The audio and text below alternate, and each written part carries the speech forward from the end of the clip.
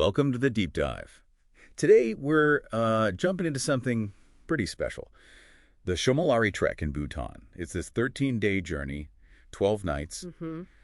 Our mission really is to unpack the details, look at the source material, and figure out what makes this trek the challenge, the spiritual side, the culture. Kind of a shortcut for you to grasp its essence. Exactly. And we're aiming beyond just the day by day. We want to pull out those, surprising bits, the unique experiences that make you go, aha, that's what really sets it apart, I think. Okay, so let's dive in. The journey starts, really, with soaking up the culture in Paro, right? Days 1 and 2? Yeah, that's the foundation. You arrive, and there's this immediate sense of place. You've got the Rimpung Bridge walk. That ancient cantilever bridge leading to the Zong. Right, the Paro Rimpung Zong. It's this amazing fortress monastery. And the Kichu Temple, too, one of the oldest temples. Just steeped in history. It feels like a gentle way to start, before the physical demands ramp up. It is. And it perfectly sets up day 2. The big one, Taksang Akang, the tiger's nest. The iconic cliffside monastery. Iconic is the word. Clinging up there at, 3,120 meters?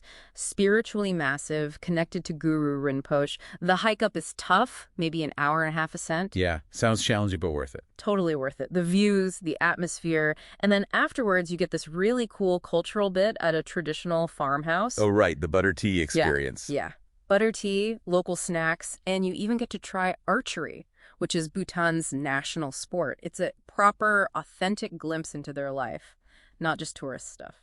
That sounds like a vital grounding, because day 3, that's when the trek proper begins, isn't it? That's the switch. You drive to Sawa village, and bam, you're hitting the trail. It's a long day. Like really long. Yeah, something like 22, 23 kilometers, 7-8 hours of walking. Your first camp's already up at 3,610 meters. It's a serious start. Okay. And day 4, more trekking. Yep. Day 4, you're trekking alongside the Pachu River. What's noticeable is how the valley starts opening up.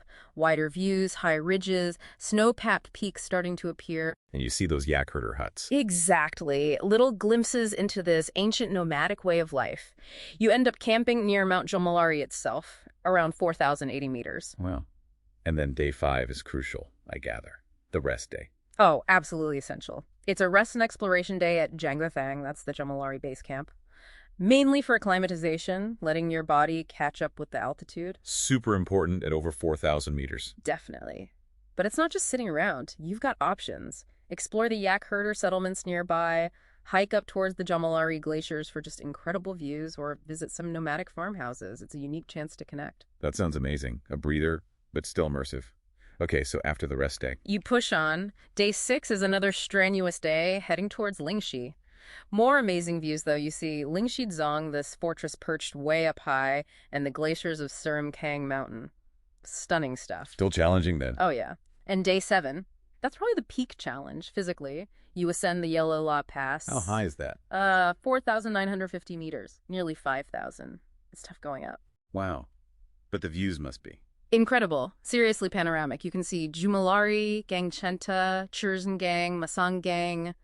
All these huge peaks laid out. It's quite humbling, I can only imagine. And after the pass, descent. Exactly. Days 8 and 9 are mostly descent, heading down through the Mochu Valley.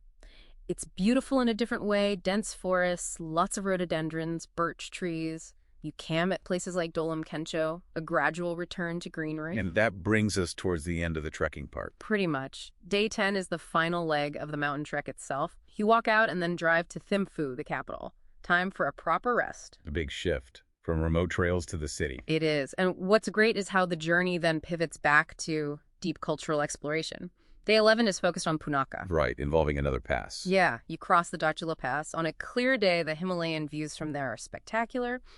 Then you visit Chimilokong. The Divine Madman's Monastery. That's the one. Famous for its fertility shrine. Very unique place. And then onto the Punakha Zong. Just magnificent. The one at the river confluence? Yes, where the Phochu and Mochu rivers meet. Stunning architecture. And you walk across one of Bhutan's longest suspension bridges nearby, which is quite an experience in itself. Sounds like a packed cultural day. And day 12? Back in Thimphu. Full day exploring Thimphu. You visit the giant Buddha Dordanmus statue overlooking the city. Really impressive. A symbol of peace. Then you can dive into traditional arts at the National Institute for Zorg-Chusim, see Bhutan's 13 traditional crafts being taught, and the Gagyil Lundrup Weaving Center for textiles. Getting a real feel for the living culture. Absolutely. Plus, experiencing local life at the Centenary Farmers Market, maybe watching archery at Chenglimethang, seeing the weird and wonderful Takin the national animal at the Takin Preserve. So much to see. And the day often wraps up with the flag-lowering ceremony at Chichodzong. Quite solemn and moving. A sense of national identity. So, looking back at the whole thing, it's this incredible arc, isn't it? From cultural immersion through intense physical and spiritual challenge in the mountains, and then back to a deeper cultural understanding. That's exactly it. It really weaves together the rugged beauty of the Himalayas, the deep spirituality of the monasteries and sites, and these really authentic encounters with Bhutanese culture. It's a very complete journey. It sounds genuinely transformative, more than just a trek. Definitely. So maybe a final thought for you listening. If you were to take on this journey, considering everything we've touched on, what part calls to you most strongly? Is it the sheer high-altitude physical challenge? The quiet spiritual peace you might find in those ancient monasteries? Or is it the warmth and uniqueness of the Bhutanese culture you'd meet along the way? What would you be most eager to discover for yourself and why? Something to ponder. We really hope this deep dive gave you a richer sense of what the Jhomolhari trek is all about. Thanks for joining us.